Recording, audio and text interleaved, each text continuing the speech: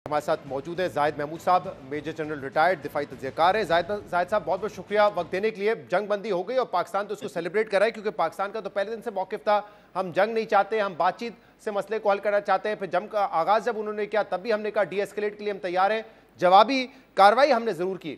अब सबसे पहले मैं चाहूँगा एक बड़ी खबर पर बात करें, क्योंकि अब से कुछ देर पहले जो इंडिया में प्रेस ब्रीफिंग दी है उनकी मिलिट्री ने, उसमें उन्होंने एक तरीके से एतराफ़ कर लिया है कि राफेल गिरा है। क्योंकि जब साफ़ी ने उनसे सवाल किया कि राफेल के बारे में पाकिस्तान कह रहा है कि उन्होंने मारे हैं, तो जवाब में उसकी तरदीद नहीं की गई, ये कहा गया कि ये जंग है और जंग में नुकसान होता है।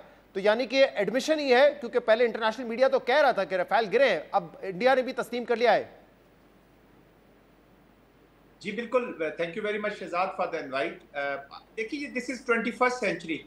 आप लोगों ने इतना झूठ इंडिया ने बोला है मीडिया के ऊपर, पहले इतना हाइप क्रिएट की, और जब लास्ट इनका बालाकोट का इंसिडेंट हुआ था, अगर आपको याद होगा, तो प्राइम मिनिस्टर समेत और इनके मिलिट्री लीडर्स ने, स्पेशली एयरफोर्स ऑफिसर्स ने कहा था जी कि काश के हमारे पास राफेल होता तो हम पाकिस्तान को सफ़े हस्ती से मिटा देते।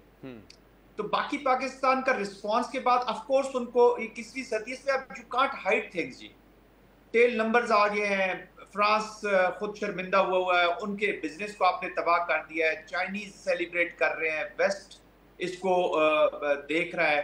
तो एक ये पाकिस्तान इंडिया का कॉन्टेक्स्ट नहीं रहा जी, ये वेस्ट और चाइना की सपोर्ट विद पाकिस्तान और ये एप्लीकेशन, इट हैज इम्प्लीकेशंस।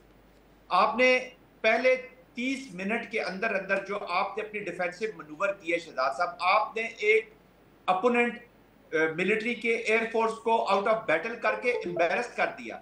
एक मिलिट्री कमांडर का प्लान में सबसे बड़ा एक ऑब्जेक्टिव ये होता है to embarrass the armed forces of the enemy, ताकि उसके लोगों की नजर में उसकी कदर खत्म हो जाए और लोगों का जो यकीन फेथ होता है आर्म फोर्सेस में, वो खत्म होते ही आप आधी बैटल तो वैसे ही जीत जाते हैं। तो ये जो पाकिस्तान की सुपीरियर स्ट्रेटजी रही है, इसमें 4 चीजें बड़ी इंपॉर्टेंट हमने देखी है जी। नया कैरेक्टर जो देखा है हमने पाकिस्तान का, पहले तो मैं आपको भी और सारे पाकिस्तानियों को एक नए पाकिस्तान के जन्म पे मुबारकबाद दूंगा कि पाकिस्तान इस ऑपरेशन में, जिसको मैं हमेशा कहता था कि अल्लाह सुब्हाना ताला ने हमें एक अपॉर्चुनिटी दी है, इस चैलेंज से हमने इस अपॉर्चुनिटी का फायदा उठाना, और पाकिस्तान ने फायदा उठाया जी।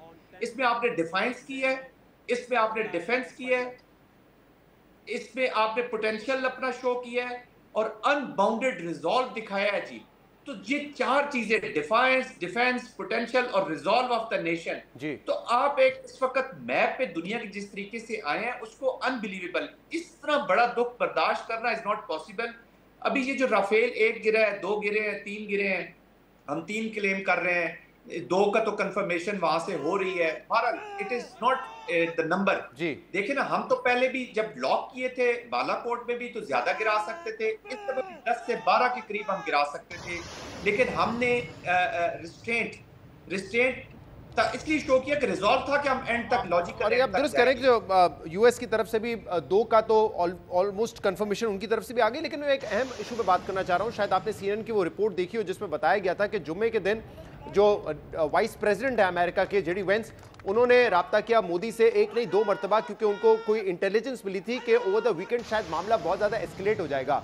और उसके बाद उन्होंने इंडिया को कहा कि आप पाकिस्तान से बात करें, और फिर उनकी सालिसी में हमने एक सीज फायर किया है। अब एक बात सामने आ रही है और उसी रिपोर्ट में इसका हवाला दिया गया है कि आमतौर पर जंगों के दरमियान भी दोनों ममालिक में कोई ना कोई कम्युनिकेशन होती है जिससे आप उसको एक कंट्रोल में रखते हैं, लेकिन यहां पे कहा जा रहा है कि देयर वाज नो कम्युनिकेशन, और इसलिए दुनिया को ये कंसर्न था, खदशा था कि अगर कोई कम्युनिकेशन नहीं है तो कोई मिस कैलकुलेशन की वजह से बहुत बड़ा सानिया ना हो जाए, कहीं ये बिल्कुल जंग जो है वो आपे से बाहर ना हो जाए। आप बताइएगा इस हवाले से क्या normally rules of the game होते हैं, क्या कम्युनिकेशन हो रही होती है दो ममालिक के दरमियान अगर वो जंग में होते हैं?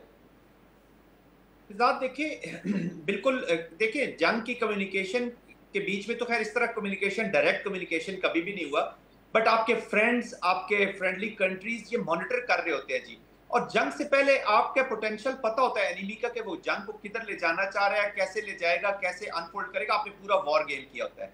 यहाँ पर इशू कब खड़ा हुआ शहजाद, कि जब जंग अगर 2 मुल्कों के दरमियान हो और दोनों मुल्क अपने पॉलिटिकल ऑब्जेक्टिव्स अचीव कर रहे हो और जंग लड़ रहे हो और पोटेंशियल्स भी पता हो, तो वो तो एक सिस्टमैटिक तरीके से चलाई जाती है।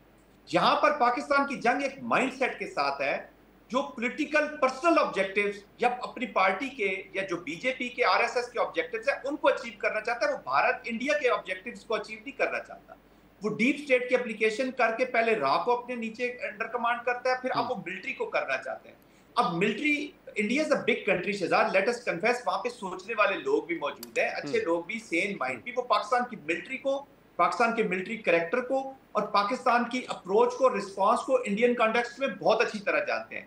उन्होंने यकीनन इनको मशवरा दिया होगा किसी ना किसी तरीके से कि जी ये न करे जंग, this is not good for us. आप जो प्रॉक्सी लड़ रहे हैं, जो प्रॉक्सी के जरिए काम कर रहे हैं, उसी को जारी रखें, लेकिन नहीं, आपने 7 साल तकरीबात में ये तो उनकी बड़ी मिसकैलकुलेशन थी कि शायद वो आकर कोई सर्जिकल स्ट्राइक कर देंगे पाकिस्तान में और फिर पाकिस्तान रिस्पॉन्ड नहीं करेगा, जिस वजह से इस जंग का जो स्केल है वो बड़ा नहीं होगा। देखिए शहजाद, एक क्विकली मैं कह दूं, जो मैं बात करता, अगर ये चीज न हुई होती तो 3 सीनियर मिलिट्री लीडरशिप वो जनरल सैक न करते, including the deputy chief of air staff, तो दे न्यू इट कि व्हाट इज कमिंग। लेकिन वो उस वक्त भी बंद गली में चले गए, जिस तरह भी थोड़ी देर पहले एजाज चौधरी साहब आपके प्रोग्राम में कह रहे थे कि जी मोदी बंद गली में, मोदी तो वॉर से पहले बंद गली में था, उसको मजबूरी बन गई थी ये चीज करना, क्योंकि अब उसके एग्जिट स्ट्रेटजी तो वो बनाई नहीं, उसने विंडोज रखी कोई नहीं। इतना हाइप पहले क्रिएट कर लेते हैं अपना, इतना ज्यादा हाइप क्रिएट कर लिया कि there was no way going back. अच्छा साहब, अब मुझे बताइएगा कि आगे आगे किस तरीके से आप देख रहे हैं, क्योंकि ऑब्वियसली हमें कामयाबी हुई है, हम इस वक्त हाई पर हैं, लेकिन वजीर आजम ने कहा कि अब हमारे पास एक अपॉर्चुनिटी है और हम पहले से ही कहते हैं बातचीत के साथ मसाइल को हल करें।